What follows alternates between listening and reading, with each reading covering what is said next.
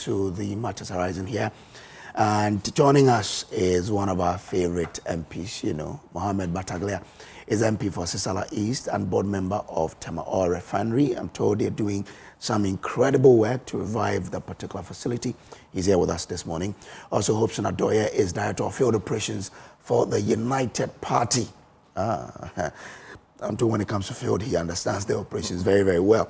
Dr. Tutu Buahini is a lecturer in political marketing at the University of Education in Winneba. Gentlemen, good morning. Good morning. Trust all is well. Great. Okay. I guess that's when all matters, But, Honorable, let me ask you. Have you used the Dowenya Road before? Dowenya? Yes. Oh, yeah. I have. How do you find that road? Oh, well. I mean, when I used it over the weekend, I told myself, terrible traffic. I will never live in that area. How many hours will it take you to get to Accra to work? Accra to work. I don't know. Why is that road that way? You can spend like 3 hours just to move from traffic, one junction to... Yeah. Why is from motorway to Central University can take you close to 2 hours or more. Yeah. I think more. Yeah. More, yeah. And at times, you ask yourself, what's the problem? When you get to Dowenya proper, the Afienya Junction, always that has been the cause of the traffic. Okay. And I don't see why, police cannot control that. Are you getting it? Yeah. Always, you be in the traffic, and when you get there, you see that, the moment you cross you see the thing flowing until you get to another point. So they should do something about that point. Though the construction is also causing some... Exactly, that's what I want to say. Of the detail. But normally, that particular junction is a point of this thing that they need to look at. I hope, I don't know, maybe there will be some kind of interchange there or something like that, so that it will ease the traffic there. Other than that, very terrible. Very, very, very terrible. I used to go to my village almost every weekend. And when I'm about to start, I just be thinking about... Sometimes you are even forced to leave by 4 a.m. You should go out of your... At times I will stay and then leave around 9 p.m., 10 p.m. So that I can just get home early. The man hours being lost on that road is terrible. Oh, yeah. And I think that normally calls for the kind of engineering that we should be looking at. Because it sounds like we used to have that challenge here in Circle. Yeah. Like everybody gets stuck there and the system stops moving. But current trends shows that whatever we want to do in terms of our road network, we should be able to find out the ways of even connecting bypasses. That's right.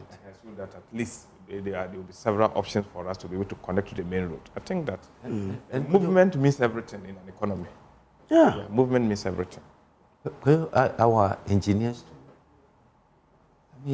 I always ask myself that why is it that Ghana here, almost all the engineers, they have only one style of doing something.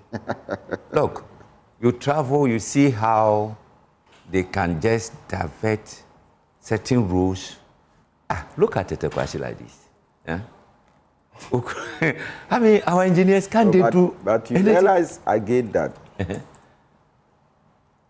access routes, link routes, yes, you don't really pay attention to them. That's right. The next thing is the landowners. They sell lands that are supposed to be link routes. See, and then developers will also not mind. And even building of walls these days. So for me, apart from the constructions and all that, I think that the level of indiscipline is equally contributing to some of these things. Yeah, and you see, if you don't check some of these things and try to restore, discipline within our communities, it will be a very big problem. I have used that road on several occasions.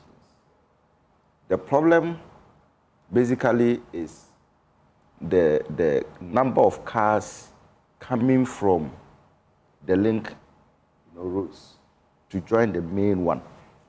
That is it. That's the issue.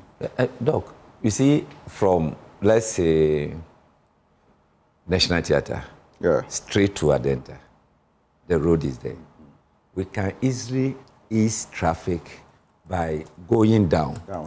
Are you getting it? We can construct the same thing underground. Maybe from National Theatre, you open up somewhere, 37. 37, yeah. You go down again, maybe to Medina. Are you getting it? Even say Lego. Yes. Yeah.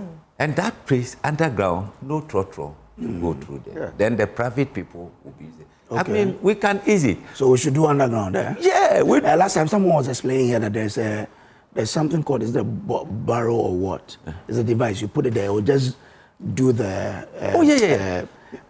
create a tunnel. Yeah. That's right. Without ease at all. I'm like, oh, okay, then we should do it. Because I'm sure there are a lot of spaces under that we can use to do the rail lines. When I was in Germany, where I used to work, one time I got there, the road was diverted. In fact, when I get there, I get missing out. I got used to it. Within a matter of 1 month, the road was open. And then I used the tunnel. Hey, within this shortest possible time, the road has been constructed. Like from here to police headquarters, they finish. Yes, but you know, the challenge we have is that, you know, in our part of the world, development precedes planning. Yeah.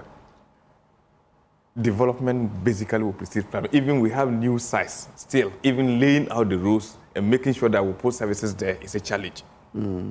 Until buildings come, then we think that no, we have to go and open up. Then it becomes a tussle between the government or the authorities in charge and the residents there. That has been the case. But if we think beyond just 10 years and we can plan a system, I'm sure, like you said, if you go to other developed countries like London and Co., as much as people are traveling up, others are down. And it's like a whole community and everybody's doing something. Because it's just like, that's how the economies grow. Because if you cannot move, goods and services, human resources cannot move.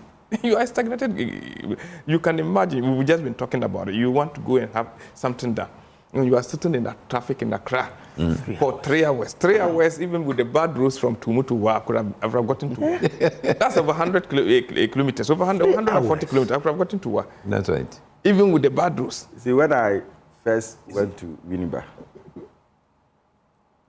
even under that condition, I can move from Sakaman to Winneba within 40 minutes. All right. During this process of the road construction, it will take you like 3 hours. Oh, yeah. And for the past 2 years, so I'm like, if nations can construct roads, long kilometers, within months, yes, what are we doing? We take years. Yes. Because the contract says 36 months, 3 years. Yes. Then you would have to add another year for, so, I mean, this country. So, but it also tells us about our planning, as you mentioned. That's right. Because what have we done to our rail network? Exactly. This morning on the business news, the CEO of the Ghana Railway Development Authority is talking about developing the Western line because that's the most profitable line we have. But I look at the presentation, I'm like, we've done this before, we've seen it before, where we are told about the master plan, we talk, nothing actually happens. So when we do the planning, what happens to execution? Why are we not able to execute Western line it? from where to where? A Western line, I mean, from there, he's looking at from the north all the way to Kumasi to the port of Takada. We don't need that now. But why don't you need it? Look, railway, what we need now is the intracity one. Yeah. That's not profitable too. That's what that I have to be frank. The most profitable is when you passenger service is not as profitable as if we have rail working from Accra Central to Adenta, to Amasaman, Kaswa, and the rest. Who told you it's not profitable? I agree with you, it would ease traffic. But when it comes to profit for the company, the best is the haulage, not the passenger. Oh, that one because the passenger is subsidized. But haulage, you know, the Railway Development Authority was analyzing how much they will make from the mines along the line. And the man mentioned about 5 mines and mentioned the tonnage of material sitting there that they can haul to the port. That's a lot of money than us. I'm not saying we should do it. Yeah. We shouldn't do it. We should do it because it would help us ease traffic and it would increase productivity within the new person or this is a new person, the new guy who has come. the new guy. Yeah, he says that they have to do it. You see, the one that they were constructing from Tema to Impakada, they are done. It's a waste of money. I mean, waste of resources. Oh, you sure? What are we getting? Look, if we were to construct that one from Accra here to Buangra, just imagine the money that the railway company will be making from Tema to Buangra. And you know. But I think the Mpakadan is also linked with haulage. There. Because the Mpakadan connects you to the Volta Lake, right? And when I listened to, I may not probably have a good recollection, but the idea was to connect that part to the northern region. So the haulage can be done from the port to waste of resources. Parts. And let me tell you why that happened. I don't want to use the word hatred. You know, Alan was trade minister. And he was suggesting that if we want to do this railway line, it will be profitable, we do it Tema through Buangra Kumasi. Then we can take that one to the north. Are you getting it? Before we look at the Eastern Corridor. Okay. They say no. No, because when they do it, maybe Allah will be more popular. So they were not going to do it. They said they will not do it. They will do this one. And as we speak, you tell me, that Eastern Corridor that they built, what is the profit? Oh, I'm not sure I'm sure there is. We have to find out. No. And read about it. You tell me. Oh, but what have you seen apart from? It has to connect to something. If you're not connected to the door, you see, you cannot connect it now. So you look at where you get your profit. From here to Buangra alone, at least we know every day there will be this kind of haulage. From Temapo to Buangra, and then the Niger people will be taking their containers from there. Yeah, but the Mpakadan is also to create a way for the Niger people to haul. I want to. When is that going to I think that I am of the belief that now the problem that we are facing now has to do with moving people. Yeah. Okay, especially within the urban, cities, Accra, Kumasi, Takoradi, with greater emphasis in Accra, where, traffic is a major problem here. I mean, moving from Dansuman to this place, on a very bad day, you can spend more than 1 hour in traffic. Yeah. All right. And the rail will take you less than 5 minutes. You understand? So I think that we need to find money. Yes, I understand what Kojo is talking about. The Western, railway lines, to move haulage and all that. That's fine. All right. Again, even when you look at the pressure on our roads, asphalted roads and all that, some of these big vehicles, moving goods and all that, if we have the railway system, it will ease our roads from that kind of load. So I believe that for now, let's look at the passengers' side. Look at what happened at Medina.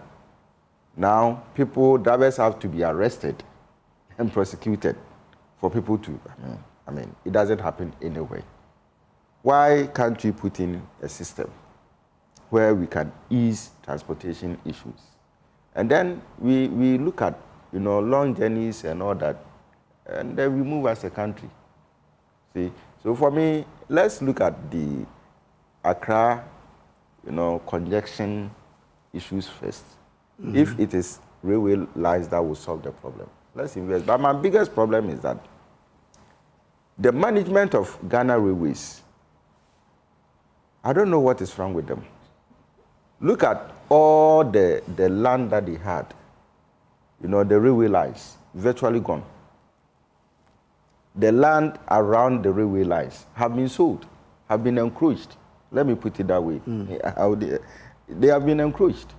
And it is as if there is no law in this country.